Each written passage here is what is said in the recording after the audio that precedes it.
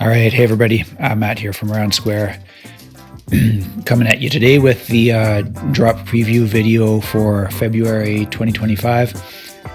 Got tons of cool stuff here this month, and yeah, I don't know if there's anything completely brand new that you've never seen before. Yeah, there's a couple variants, but most of it's stuff that I've teased before, but it's stuff that I know people have been waiting for with some anticipation. So I'm going to start with this absolutely stunning set that I've got in my hand. So this is going to be this month's Chef's Special, and it's 17 millimeter beads Mala set, and we've actually got it in 4 metals for you, and we've got a little accent exotic bead, 17 millimeter bosses. I think there's like 13 beads on there, and a little tassel to match. So this is titanium with zircuti. This is actually, it's interesting, we had these bosses made up as kind of an accent for your MK Ultras sets a while back. I wanted to have something a little bit more substantial, and they were sitting there in our our packing room, our little studio, for the longest time, and it didn't occur to me to make a Mala set with them. Then I was playing with some ebony beads, I don't know, sometime after that, and I thought, oh man, like I really wanted to see what like a bigger size ebony bead would look like. So I ordered up some samples of those, and I'm like, hey, wait a sec, we actually have some 17 millimeter beads in hand here. So I strung this up, and I was immediately blown away. It's just like such a statement. They're so chunky, and they feel great in the hand, just like really substantial. As you know, for bead counting, having a substantial bead is just really nice, and they're chunky enough. They make like such a good statement on the wrist as well. But I don't tend to wear the big sets that often. Like I'm more inclined to just keep it in my pocket, and then I can just reach for it whenever I want. But yeah, so we got zircuti with tie for these guys. And check out these guys. This is brass with mokume. I don't know if you can see the mokume. It hasn't patinaed that much, but it will over time, and you'll see the layers and the grains there. We've got also copper with mokume. These guys are heavy. And yeah.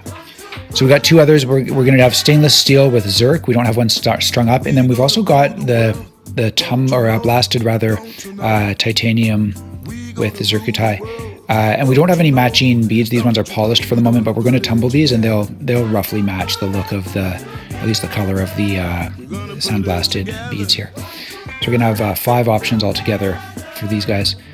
Yeah, and I'm really excited for them. If you like a good Mala set, like this is kind of premium. Like you can just see the polish on these is really nice, and being Mala, they're not going to get like banged up the same way that a Bugleri set or a set of Ultras would be. Yeah, it's like this is just like high-end jewelry as far as I'm concerned. All right, so that's the first little pick. I think I'm going to go kind of still with the multi-bead stuff for a moment. I talked about these guys last month, and we ended up not receiving our shipment in time, so I couldn't launch them last month.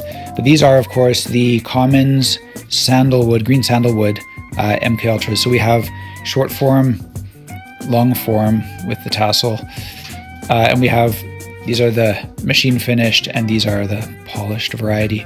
Okay, they smell awesome. Polished has a little bit more grip, and it kind of shows off the grain and the finish a little bit more. And these are a little bit matte, a little bit more neutral, but they'll of course polish up and stuff over time.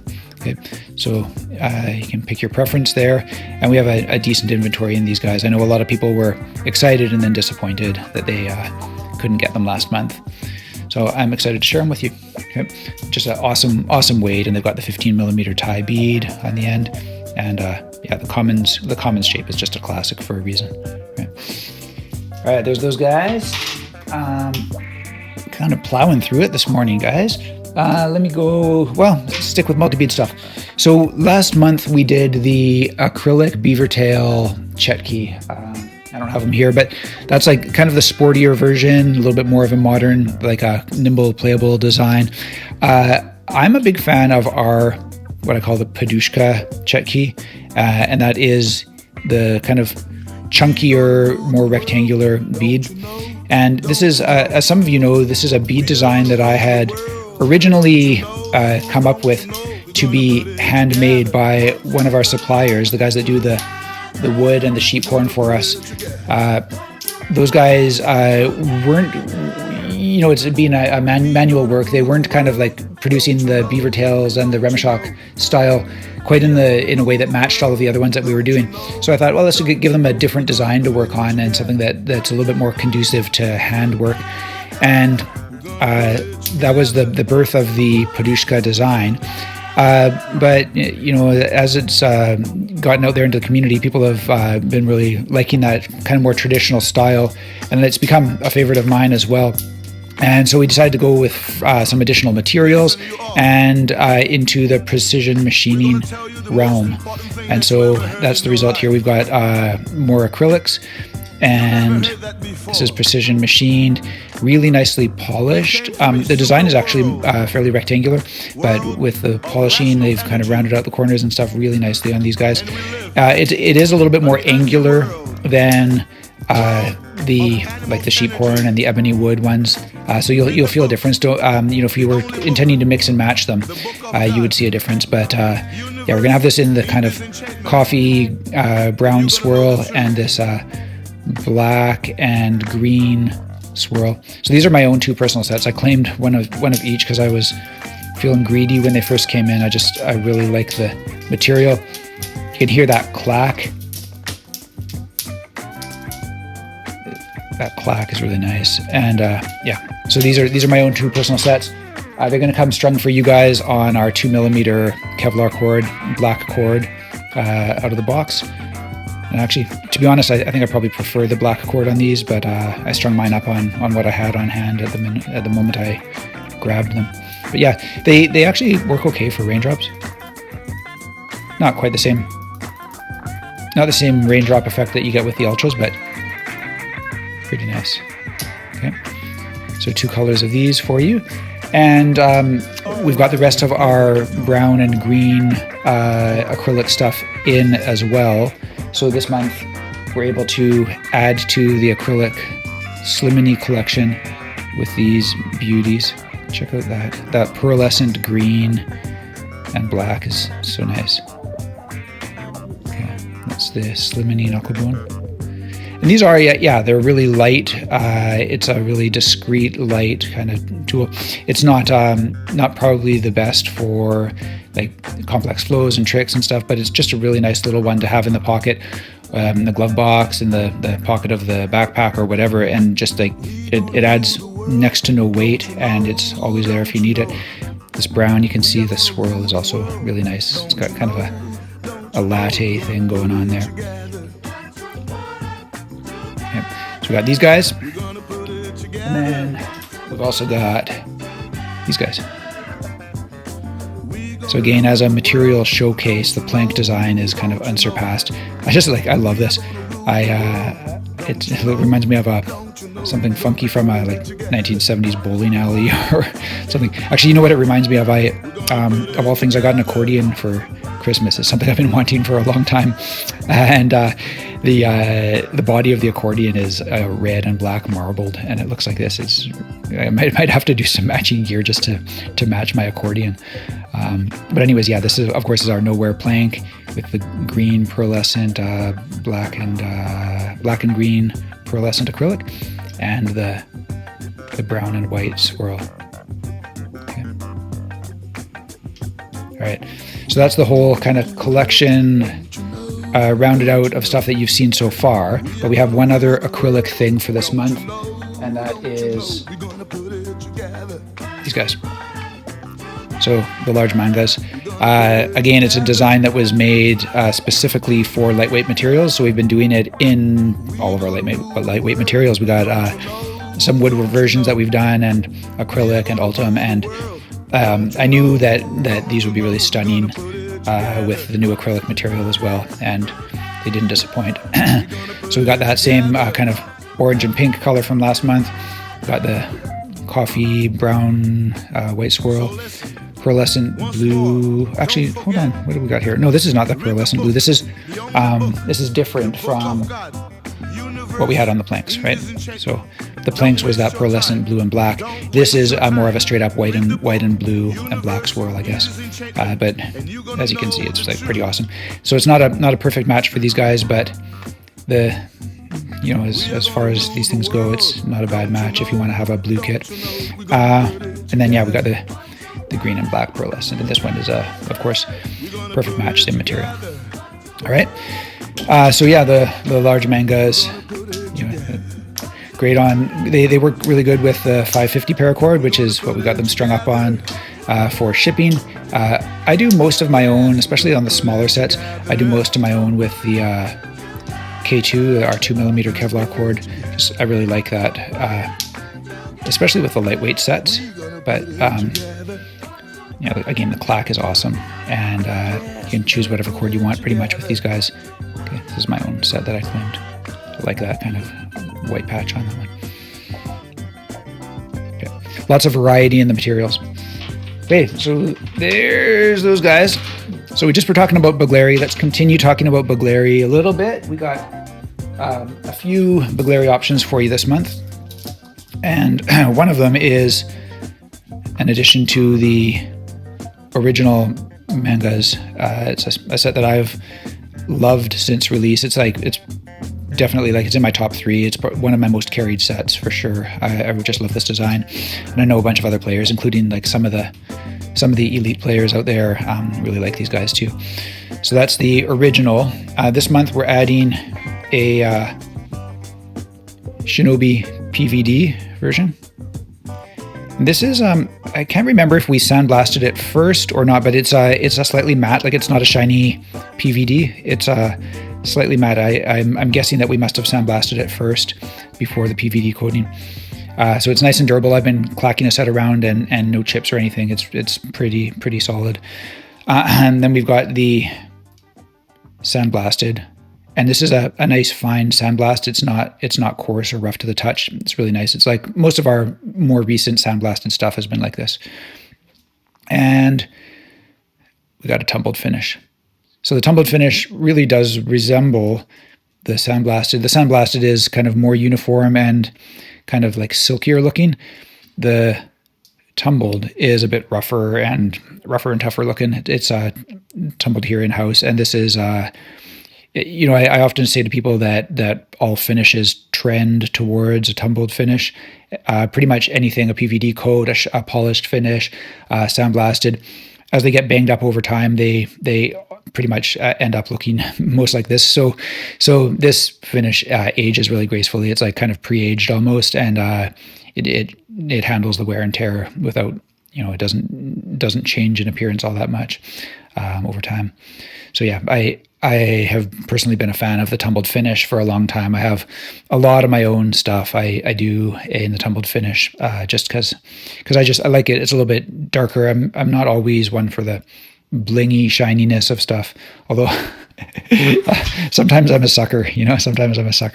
But I do really love that tumbled finish, and it has a nice kind of texture, a little bit kind of.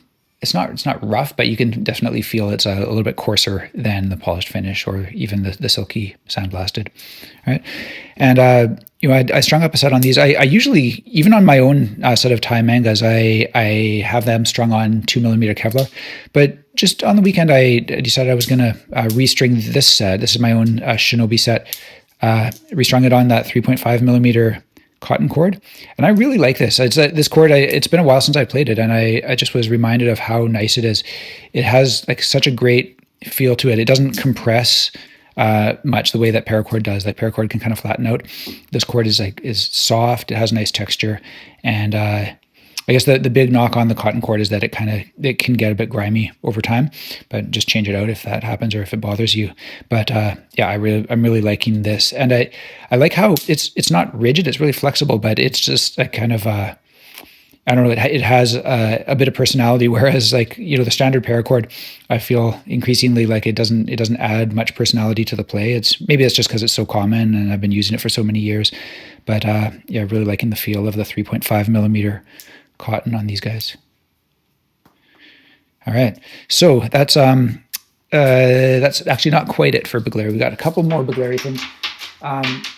Since we were doing the tumbled mangas, we decided we would also do some other tumbled beads. We got tumbled deltas, and then I don't have them here, but we've got some tumbled grays. So the titanium grays, if you like those, I'm gonna have a few more tumbled options for you. And this is just kind of partly to bring attention back to some of our designs that have been in the catalog for a little while. But the deltas are such a nice bead, just like a very standard shape, and it's one of the few beads that we have that's top heavy. Generally, we go for stuff that's more bottom heavy, but the advantage of a top heavy bead is that they're very nimble in the hands. If you're trying to learn stuff like bead rolls and stuff, they just kind of flow through the fingers in a really nice way. The downside is that they don't anchor in the hand quite as easily. So if you're doing rolls and stuff, it might take a little while for you to get used to them. But yeah, the deltas are great. The grays, shout out to our old friend Ilya, who came up with that design years ago. But the grays are just a very discreet bead that they just anchor in between the fingers really nicely. It's just a beautiful, comfortable design. And it's the first time we're going to be doing a blasted finish in those as well. Okay, so that's coming out. We got the failed unknown product from last month. I think is going to be back up with the same password this month. So if you were paying attention last month, you'll finally get a chance to grab that. Sorry about the hiccups last month. Got a couple of other things. So our neck gaiters have been really popular. People have been talking about them online a little bit, enjoying them. This is of course merino wool, and just like really nice for taking the chill off the neck in colder weather. Just so soft and nice, and add that extra bit of warmth. It's actually surprising how much warmth it'll add to whatever else you're wearing. Anyways, we had to restock these, and in the process of restocking them, we decided that we would add a new color to the mix. So we've got black with the red logo this time. So if black's your thing, or black and red, you can grab that this month. Okay, so that's these guys. And then last thing for this month is, all right, so I had to turn off the video there for a minute to collect a couple of things before I show you the last thing. And this is the last thing for this month. So this is, I think I'm going to call it the clutch sling, or maybe I'll call it the sling clutch. Basically, this is a bag that we've designed, and being a company that makes Bigleri, I couldn't not use the word sling for a bag that it can go across the body. But I kind of designed it more as a clutch. As a lot of you know, I've spent a lot of time in Asia, and one of the things that I was always drawn to over there was a fairly ubiquitous, kind of oversized handheld wallet that I mean, clutches are common for women all over the world, but you don't see it often in North America to see dudes carrying around like a substantial wallet like that. But I always found it super handy because you can throw your phone in there, you can throw like a little notebook or whatever, and it's just like not having one of these big, thick, fat wallets jamming your back pocket with everything else loose in your pockets. Kind of keeps everything in one place, which I really like, because then you can always you come home, you've got your stuff all consolidated already or whatever. Like it's just all there in one place. So I've always liked that, but kind of the style of the ones that are kind of typical in Asia, they tend to be aiming more towards the luxury market with like kind of shiny, like embossed leather and like fancy looking hardware and whatever. It's just kind of not my thing. I'm more of a kind of a matte leather or waxed canvas kind of style is my thing. So I wanted to design my own. Actually, like I spent years kind of looking for something that was going to serve the needs for me, because I didn't, I don't always start out with the idea of designing my own thing. As you guys know, like before I designed the base pocket knife, I ended up with like amassing a pretty substantial collection of knives that just like none of them really fit the bill for me. So anyways, prior to getting this, I did go through, like I went through a couple of years like carrying this guy, which is really good, but it's like got a couple of things that I wasn't a fan of. I tried out some kind of less substantial versions like this. Again, kind of just felt like a little bit not substantial enough for me. This one here is This one here is pretty cool, but it's kind of the sizing doesn't really work for me. And I found that if I was throwing gear in here, I'd end up with like kind of big bulges and whatever, because it's really designed as a flat folio. So there's like a few little things that were not quite right about those. But I thought it would be fun to show you some of the other stuff that I've designed over the years. And this was like, some of this stuff predates my work with Aroundsquare, or at least like my kind of active phase with Aroundsquare. I started Aroundsquare back in like 2008 or something, but I didn't really kind of get going with it concertedly until 2015, 2016. So anyways, prior to that, I was working in international development. And so I was traveling all over the place. Like I was gone at least a third of the year, often more than that. And sometimes living overseas. And so like a good travel wallet was a big thing for me. And this is one of the first ones that I cooked up was this one here. Again, this was waxed canvas. And, this one here had all of the kind of storage pockets and, spot for your boarding passes and your airline tickets. And then a couple of different kind of currency pockets for, if you're going to different countries, you need to stash away the different currencies, like secret little spot there, whatever. And then it all kind of tucked away nicely in here. So that was like, I got huge mileage out of this thing for a while. And actually, I think this is probably like the third one that I made, because you blow through them pretty often. Anyways, I enjoyed that one. I finally decided I would go leather, and I made a kind of a slightly bigger version out of leather. This one I ended up not using that much. I decided it was like a little too chunky, and so I did a slimmed down version. And this one here saw a lot of use. You can see I got a round square on the back there. This is kind of fun. I used to love doing leather work, and this is kind of, if you know leather tooling, you'll see how amateur this is, but I had fun with it anyways. The spots for all your different cards, and I've still got a little bit of money in there. What I got? Huh. Nice. Oh, I've even got a US 20. Sweet. Huh. Okay. Anyway, so this is again, like you can see, there's kind of a common form factor there. But I also did some stuff that's more like a conventional bag. This is super rough, but it was just kind of a proof of concept. I wanted to have kind of a big bag that you could throw stuff in, and I was thinking, like leather buttons would be kind of cool. So this is something that was like from the workshop. God, this is like probably 10 years ago, and it doesn't have its shape, but there. If you put stuff in it, it ends up being a little bit more rectangular. And then I was like trying to come up with, what kind of attachments do I want? And you'll see some aspects of the new bag that I've got here is reminiscent of you can see how the design was informed by previous stuff that I had done. So I actually used this, even though it was such a rough prototype. I used it for a while, and I was found it fun. You could like clip it to the front of your handlebars on your bike and whatnot. What else we got? Oh yeah, I got this last one here.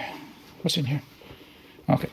This is another one that I came up with. I never used this one that much, but I found the design for the strap was like one of those things that's like good theoretically, but it was kind of it was kind of tedious to actually like strap it up and close it up. But I've always liked this particular size. I found it's just like a comfortable size to throw stuff in, and it's not going to weigh you down, and you're not tempted to try and throw a laptop in it, which is like a bit of a killer. But it's big enough to throw in like basically what you're going to need when you're out and about. And so anyways, over time, kind of became clear to me that if I wanted something that kind of checked all the boxes for me, I'd have to design my own. And so I did that.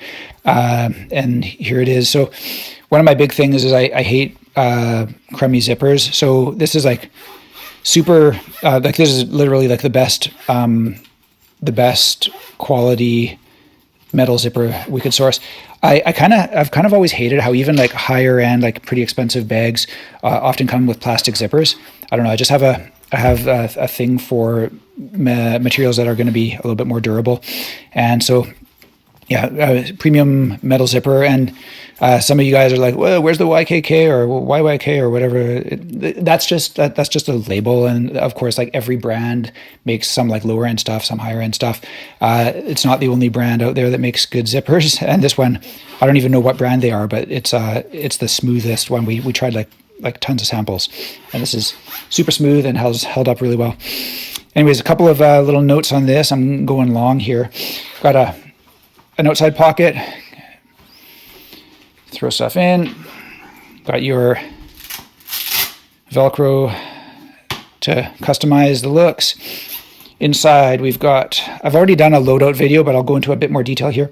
This is, this pocket here is sized so that you can throw in some of your little notebooks, or if you've got like one of the smaller sized iPhones or something comparable in size, this will fit that. It doesn't have like a closing strap or flap or anything like that, or button, whatever, no zippers or anything inside, because you don't want to get stuff scratched up. And I find you don't really need it. Like I haven't had issues with stuff falling out.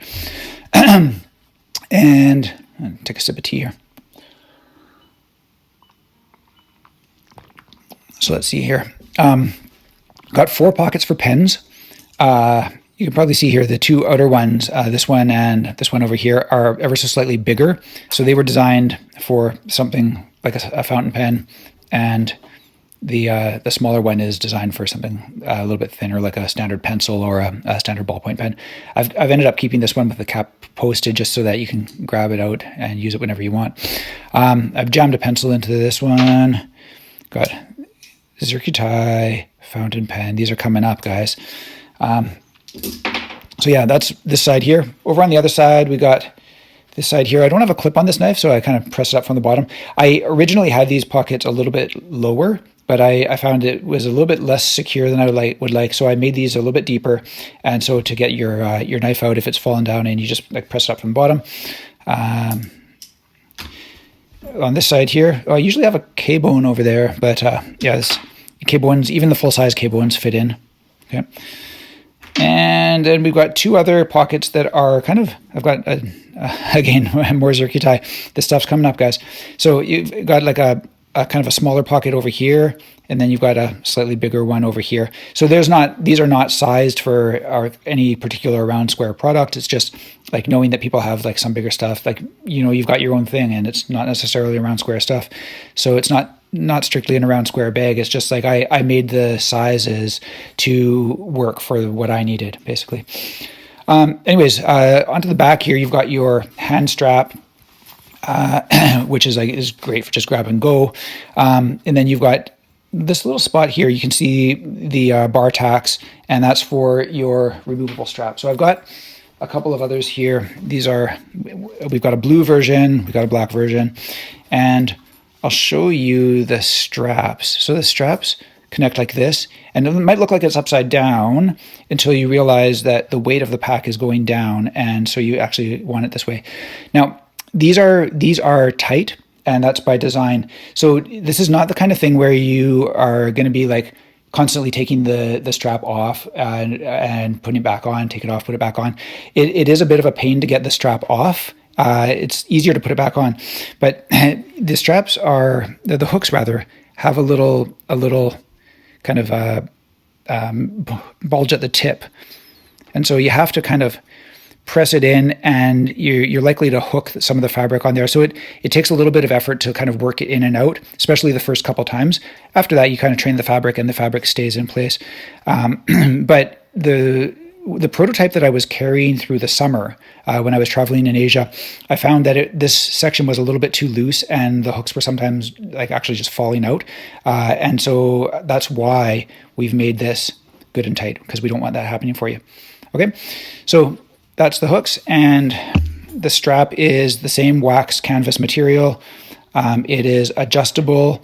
Depending on your girth, you may be able to tighten it up and use it as a fanny pack type bag. I actually did that a fair bit in the summer. I just strung it around the front of me and had it down there.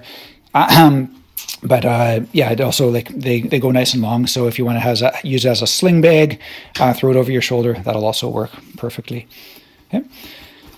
Yeah, so that's the bag, guys. I've been so excited to share this particular piece with you all, just because it's something that I've been carrying, like, honestly, like every day. Whenever I go out, this is what I take. I usually take mine without a strap, just because I find this easy, and I find the straps kind of get in the way. You kind of know, if you know me, you know, like I'm not a guy who it has a lot of love for clips and handles and straps and things, I tend to go as clean as possible. So yeah, but I did want, I know like a lot of people, the sling bags are really popular, right? I know a lot of people are going to want the sling bag, and so I wanted to do the strap in a way that kind of does it justice.